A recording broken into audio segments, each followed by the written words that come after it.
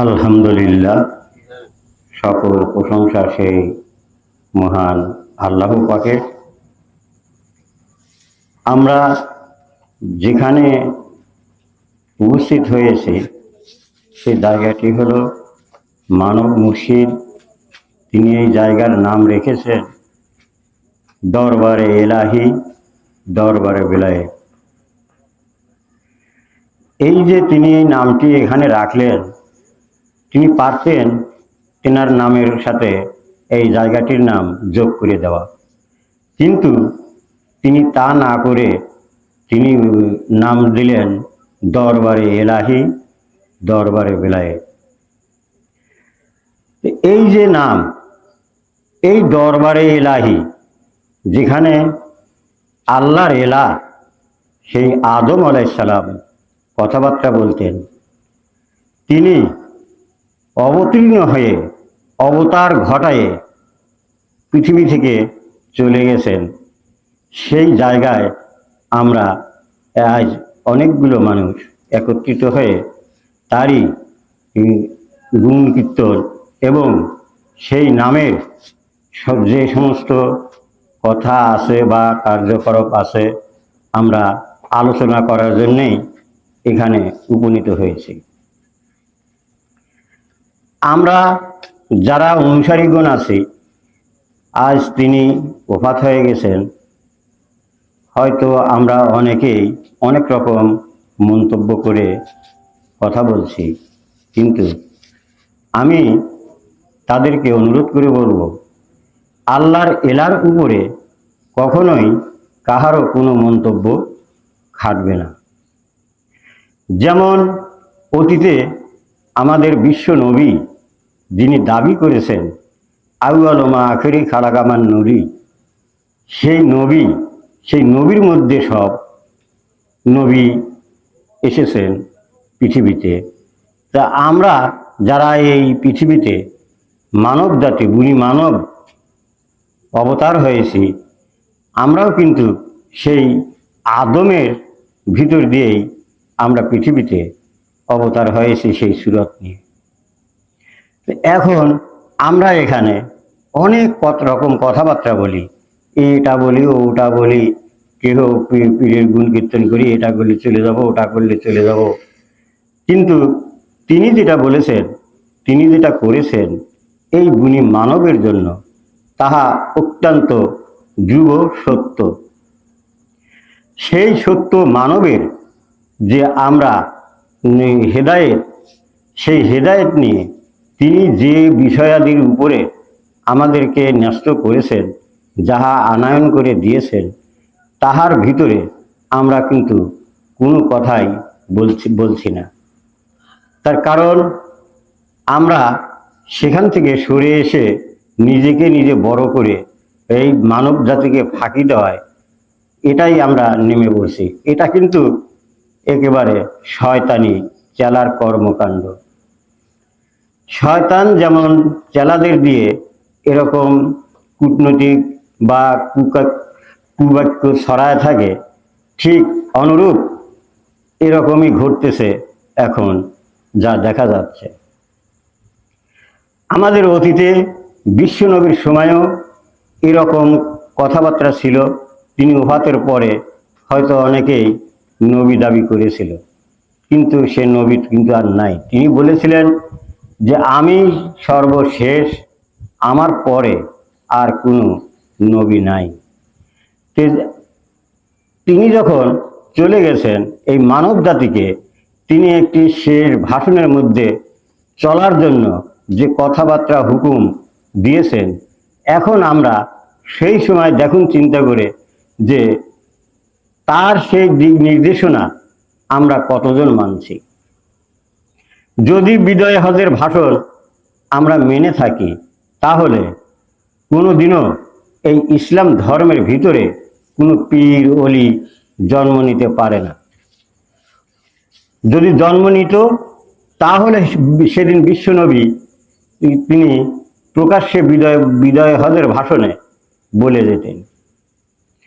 তিনি কি রেখেছেন এই মানব জাতির জন্য, তিনি যে কেতাবখানি রেখেছেন আল কোরআন শরীফ, সেই কোরআনখানি এই মানব জাতিকে উদ্দেশ্য করে বলেছেন যে যদি তোমরা কাউকে না পাও তাহলে এই আল কোরআন একে আঁকড়ে ধরো, তাহলে কোনো পথ বস্তু হবে না।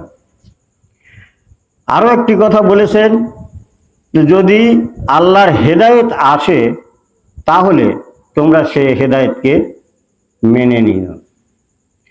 এখন পৃথিবীতে যখন সেই আদম নূর আল্লাহর এলা যখন অবতারই ঘটালেন, আল্লাহর হেদায়েত দিয়ে মানুষকে সেই আল্লাহর সুরতি করতে, সেই আল্লাহর এলার সুরতি করতে যে পথ দেখিয়েছেন, যে তওবার উপরে নিয়ে এসেছেন, আমরা সেখান থেকে কতজন মানুষ নিজের সুরত নিজে কায়েম করে উত্তীর্ণ হতে পেরেছি। সে জায়গাতে আমরা না যেয়ে কোথায় আমরা নড়াচড়া করছি, কি কথা বলছি, এটা নিয়ে বলছি, ওটা নিয়ে বলছি, এটা করছি, ওটা করছি, এটা কি আদম নূর বলেছে তার হেদায়েতের জন্য, নাকি বিশ্ব মানব জাতির জন্য বলেছেন যে আমার পরে হয়তো আরো দুই একজন জন্ম নেবে, তারা হয়তো যা বলে তোমরা সেগুলো শুনো? এটাকে এই আদম নূর প্রকাশে বলেছেন? যদি তাহা না বলে থাকে তাহলে যারা এগুলো অপকাট্য ছড়াচ্ছে তারা অবশ্যই শয়তানের চেলা। কারণ তাদের মনের ভিতরে এমনই একটা কালিমা পড়েছে যাহা বলা কঠিন। সে কালিমা এমনই কালা যাহা তারা রোধ করতেও পারছে না। কারণ তাদের ভিতরে অহংকার জন্মেছে যে কাউকে মানব কি, ওকে মানব কি, ওকে মানব কি, আমি যেটা দেখি, আমি যেটা করি এটাই সব। কিন্তু যেদিন তওবা নিছেন আপনারা, সেদিন মুর্শিদ পাক আপনাদের কি বলেছিল সেই তওবার আসরে, যে এই মুহূর্তে তোমার শবে বরাত ঘটানো হলো। তার কারণ আজকের থেকে তোমাকে মুক্ত করে দেওয়া হলো। তাহলে আজ পৃথিবীতে আমরা অনাদিকাল শবে বরাত পালন করে আসছি, একজন মানুষও তো বলল না যে আমি সেই মুক্তপ্রাপ্ত হয়েছি, আমি সেই শবে কদর ধরেছি, আমার উপরে কোরআন নাজিল হয়েছে, আমি সেই কোরআন দ্বারা কথা বলি, আমার কোনো বক্তব্য নাই। এ কথা কিন্তু আজ পর্যন্ত কোনো মানুষই বলে উঠতে পারে নাই। আমরা কিন্তু সে শবে কদর পালন করে আসছি, বা সেই দিনগুলো পুঙ্খানুপুঙ্খানুভাবে পালন করে আসছি। সে দিনগুলো যে আমাদের সামনে ভবিষ্যতে রয়ে গেছে, এটাও আমাদের কিন্তু সত্য। তে আমরা যারা চলছি, আমরা মানব জাতি, বুনি মানুষ, এ বুনি মানুষের যে হিস্টোরি, যে কাহিনী, তাহা অবশ্যই আপনারা জানেন। যেনারা ঊর্ধ্বতন লেখাপড়া করেছেন, কেতাবাদি পড়েছেন, তেনারা অবশ্যই মানব জাতিকে বলেছেন, বুঝিয়েছেন।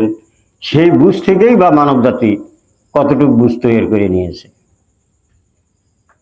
এই যে সচরাচর সব মানুষই বলে যে মহান আল্লাহ পাক এই মানুষকে, এই বুনি মানুষকে খাদ্য রসদ থেকে সৃষ্টি করিয়াছে, তাহলে এই শব্দটা তো কিতাবে আসছে, কিতাবের কথা মানব জাতিকে শোনানো হচ্ছে।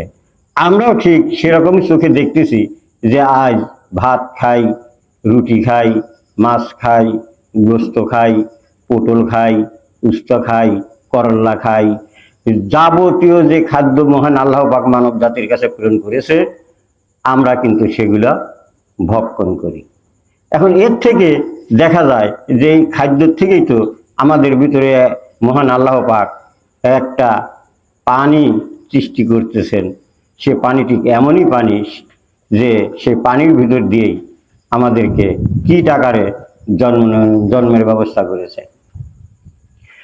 তো সে কীটটা কেমন করে হয় তাও কিন্তু আমাদের বোধগম্যে নাই। আমরা কিন্তু মানব সমাজে বড় বড় কথা বলে থাকি। এই যে খাদ্যখানা ছিল, খাদ্যর পূর্বেও কি কোনো কিছু আছে সে সম্পর্কেও আমাদের জানাশোনা নাই।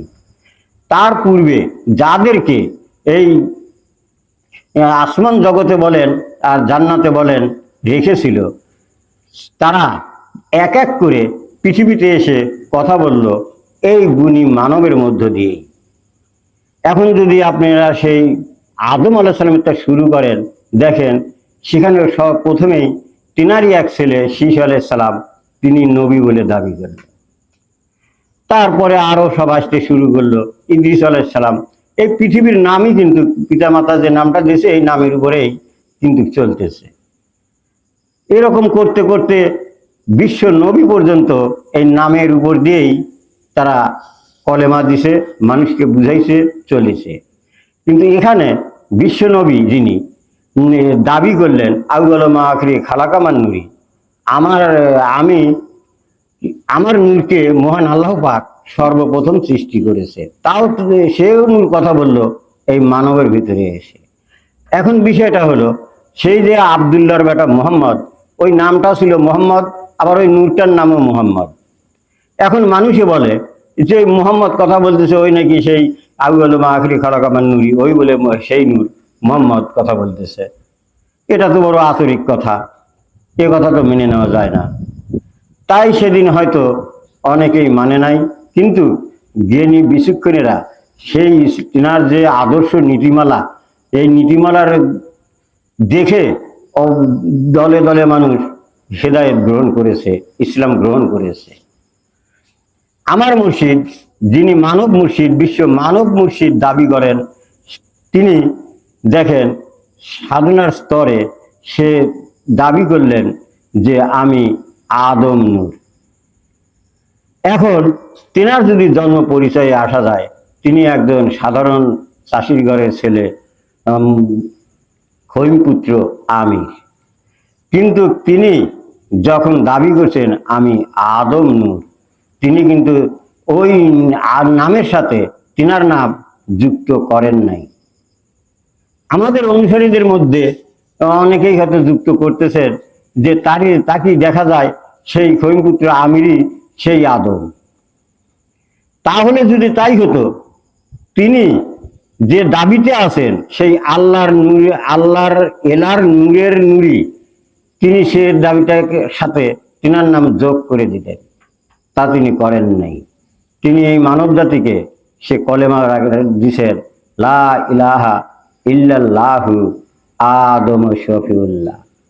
এই কলেমার সাথে তিনার নাম যখন অ্যাড করেন নাই, তাহলে যেনারা এ নিয়ে কটাক্ষ করেন, বিতর্ক করেন, তিনারা কোন দিকে আছেন তা আমার বুঝে আসে না। যাই হোক, আমরা আজ বেশ কয়েকজন মানুষ আল্লাহর এলার দরবার প্রাঙ্গণে তিনারই নাম গুণ কীর্তন করছি, যে এখন থেকে যে গুণ কীর্তন হবে তাহা আল্লাহর এলার অর্থাৎ আদমের। যেহেতু বিশ্বনবী এসে চলে গেছেন, তিনি এসে যখন এই আল্লাহর নূর যখন অবতার হয়েছেন, সে অবতারই যখন ঘটেছে, তাহলে এখন থেকে বা এই সময় থেকে এটাকে কলির যুগ থেকে, এই নতুন যুগ থেকে এই আল্লাহর এলার উপাসনায় আমাদেরকে আসতে হবে। যদি তা না আসি, তাহলে আমরা এই আদম সুরত কি করে টেকাবো? আদম সম্পর্কে না জানলে কি করে আমরা কি জানবো? এটা কখনোই বোধহয় সম্ভব হবে না। কারণ বিশ্ব নবীও বলেছেন যে তোমরা আদম সুরতি হও। যদি এ কথাটা তিনি বলে থাকেন, যেহেতু কেতাবাদিতে আসছে, অনেকেই কথা বলেন যে আদম সুরতি হও। এখন অনেকেই দেখা যায় যারা হয়তো কেতাবাদি পড়ে নাই, বই পুস্তক পড়ে নাই, তেনারা বলে থাকেন আমি তো আদম সুরত পেয়েই আছি, আমি তো আদম সুরত পেয়েই গেছি, ধুয়ে আছি, তাহলে আমি তো এই সুরত নিয়েই জান্নাতে চলে যাব। কিন্তু এটা কি সম্ভব যে গুণী মানুষ এই সুরত ধরে আছে? মহান আল্লাহ পাকের কুদরতি কৌশলে মহান আল্লাহ পাক যেভাবে সাজিয়েছে, গুজিয়েছে, সেই সাজানো গুজানো বাগান এইভাবেই থাকবে, নাকি সৃষ্টির মধ্যে ধ্বংস হয়ে যাবে, যে যেখান থেকে আসছে সেখানে চলে যাবে? কোনটা?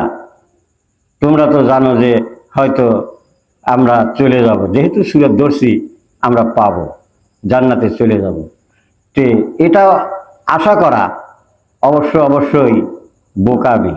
তার কারণ নিজে যদি সেই আল্লাহর এলার দেওয়া কর্ম না করি, আল্লাহর এলার দেওয়া দিক নির্দেশনা অনুযায়ী পথে না চলি, তাহলে কখনোই সে তার সুরতকে টিকাতে পারবে না। তেনারা এখানে অনেক মন্তব্য করে চলেন। দেখেন, মানুষের মধ্যে এক এক সময় এক এক কথা উদয় হয়। যে যখন বলে সঙ্গে সঙ্গে তার কথা সত্য হোক নাই মিথ্যা হোক, কথা উদয়মান করে তার সঙ্গে কটাক্ষ শুরু করে। কিন্তু এখন যেহেতু আমরা প্রকাশ্যে সরাই, এই সরারও একটা হাকিগতি জগৎ আছে, ইলমে তাসাউফ। এই হাকিগতি জগতের পরেও জগৎ রয়েছে গোপন। এই গোপনের পরেও আবার গোপন রয়ে গেছে। তাহলে মহান আল্লাহ পাকের নির্দেশনা অনুযায়ী যদি বলে কেউ, অনেকেই বলে যে আল্লাহ গায়েবেরও গায়েব, আল্লাহ প্রকাশেরও প্রকাশ, তাহলে আমরা আল্লাহর প্রকাশের প্রকাশ যাহা দেখাই যায় আল্লাহর, তাহলে আমরা সেখানে কতটুকু বর্ণনা দিতে পারি? গায়েবের কথা তো উত্তরেই থাক, যাহা অদৃশ্য তাহা বর্ণনা করা খুব কঠিন। যদি কেউ বর্ণনা করতে পারে তাহলে তাকে আগে নিজের বেল গায়েব সম্পর্কে জানতে হবে। আমার আত্ম কি, আমি আত্ম কি পড়েছি, আমার আত্মর সাথে কি কোন কোন আত্ম লাগাইছি, আমার আত্ম কোন দিকে পড়তে গেছে, আমার আত্ম কোন দিকে চলছে, আমি আত্ম নিয়ে কি করছি, আমি আত্ম নাকি ওরাই আত্ম, এটাও কিন্তু আমাদের বোধগম্যে নাই। আত্ম পড়া অত সহজ ব্যাপার নয়। দেখেন, একটু চিন্তা করলেই আমাদের জাতীয় কবি কাজী নজরুল ইসলাম, তিনি তো লেখাপড়া বেশি করেন নাই, কিন্তু এই মানব জাতি তিনাকে আত্মকবি বলে আখ্যায়িত করছে। তিনার কিতাব এতই বড় করছে যে এই কিতাবে তিনার নামের ডক্টরেট ডিগ্রি আনতে গেলে সুদূর রাশিয়ায় যেতে হয়। তাহলে তিনি তো একজন সামান্য একটু লেখাপড়া করেছেন। আমাদের বিশ্বনবী তিনি তো তাও করেন নাই। তার কারণ তিনি অত্যন্ত গরিব ছিলেন, ছাগল চড়াইতেন, এটা করতেন ওটা করতেন। আমাদের মুর্শিদ পাক, যিনি এত বড় সর্ব ঊর্ধ্বের দাবিদার, তিনিও যে খুব বেশি লেখাপড়া করছেন তা না। তিনি 8ম শ্রেণী বোধহয় পাশ করছেন, না হয় 7, এতটুকুই লেখাপড়া করছেন। কিন্তু তেনার বক্তব্য সারা বিশ্ব যে ছড়ায় রাখছে, তাহার উপর দিয়ে আর কেউ কলম ধরাতে পারছে না।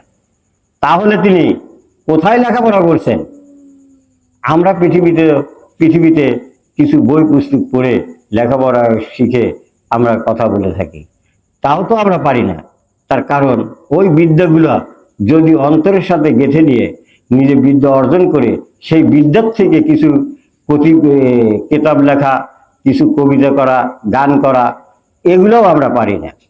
তার কারণে এক নজর দেখছি, এক লাইনে লেখা আছে, আমাকে এইটা বলে দিয়ে গেছে, আসিয়া বললাম, পুরো গেল আমার ডিউটি শেষ। কিন্তু আমি বাঁচলাম কি মরলাম, আমি এটা কি করলাম, ফাঁসেক করলাম কি শিরক করলাম, সেদিকে কোনো জ্ঞান আমাদের নেই। বললেই আমি বড়, কিন্তু সে বড়র মধ্যে দেখুন, এই যে আমি 3টি লোকের নাম বললাম, এনাদের দেখেন, ইরানে একজন কবি ছিলেন শেখ সাদি। এই যে এনারা কত বড় শিক্ষিত, সব কত বড় শিক্ষিত, ফলেতে এদের কোনো শিক্ষাই নেই। আমাদের মুর্শিদ পাক তো এই পুলিশের চাকরি করতেন। তাহলে সবাই জানে যে পুলিশের চাকরি, ও তো খালি ঘুষ খায়, অপবাদ তো দিবেই মানুষ। এই ঘুষ খাওয়ার চাকরির ভিতর থেকে এ পোস্ট কোনোদিন হতে পারে না। কিন্তু তিনি যে সেগুলো করেন নাই, এটা তাদের বোধগম্য নাই। এখন আমাদের বাংলাদেশে দেখা যাচ্ছে যে পুলিশরা ঘুষ খায় এটা ওটা বলে, কিন্তু ঘুষ যে খায় এটা খালি বলে, সঙ্গে সঙ্গে ধরে দিতে কেউ পারে না যে পুলিশ ঘুষ নিয়ে গেল, ঘুষ খেলো, তোমরা একটু ধরো। এটা কি কেউ ধরে দেয়? খালি মুখেই বলে পুলিশ ঘুষ খায়, কিন্তু ধরে দেওয়ার ক্ষমতা কারো নাই। আর কেউ জানেও না, যে করে আর যে নেয় তার সেই জানে, সাক্ষী সমত নাই। অতএব নিজে না জেনে না বুঝে কোনো কিছু বলাটা চলে না। আমরা যারা ইবাদতের মধ্যে আসি, এই মানব জাতি, যত মানব জাতি আছে ভিন্ন ভিন্ন গোত্রীয় বিভাগে বিভক্ত। কেউ দেবতার পূজা নিয়ে আছে, কেউ হয়তো সেটা ছেড়ে আমরা যেমন নিরাকারে ভজনায় করি, কেউ হয়তো আর এক দিক দিয়ে ভজনা করতেছে। প্রত্যেক মানুষই গোত্রে গোত্রে এক এক দিকে চালনাময়ী। তাহলে আমাদের মাঝে যিনি আসলেন সেই আল্লাহর এলা অবতার হলেন, অবতারই ঘটালেন, বিশ্ব মানব জাতির উদ্দেশ্যে কথা বললেন, বিশ্ব মানব জাতিকে ডাক দিলেন।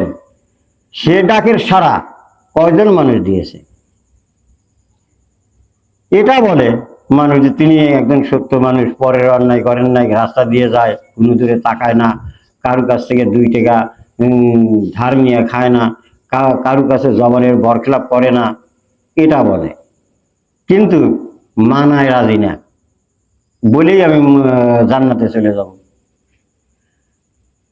তো এটাও ঠিক, সৃষ্টি যদি সেই মানুষটিকে ভালো না জানে, তাহলে সে মানুষটি সৃষ্টির মাঝে ভালো হতে পারে না।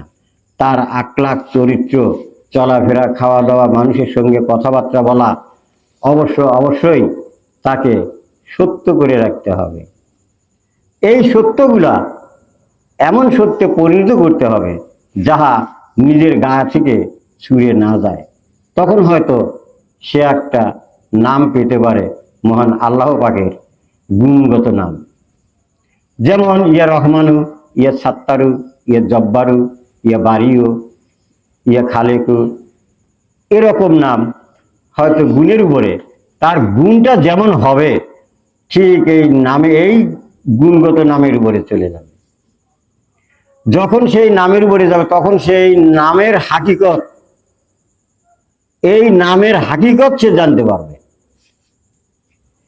এই নামের হাকিকত জানে, এই নামের উপর দিয়ে তিনি তখন নিজেকে ফানার দিকে নিয়ে যেতে পারেন। তারপরে হয়তো মহান আল্লাহ পাকের তরফ থেকে যদি মেহেরবানি হয়, তাহলে তিনি মুক্তি পেতে পারেন। সেদিন সে বলবে যে আমি আল্লাহর অমুকে, আমি আল্লাহর এলা, আমি আল্লাহর নূরের নূরি, সেদিন সে বলতে পারবে। কিন্তু এই গুণগত নামের উপরেই তিনারা কথা বলতে পারছেন না, তিনারা তো তওবা দেওয়া শুরু করে দিয়েছেন। এটাও আবার কেমন তা আমার বোধগম্যে আসে না। যাই হোক, রাত বোধহয় অনেকটুকু হলো, আমি আর বেশি কিছু বাড়াতে চাই না।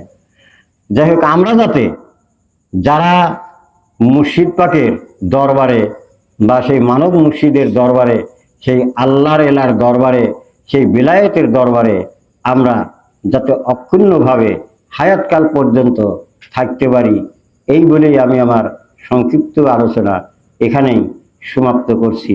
আল্লাহ হাফেজ। জয় হোক আদম নূরে।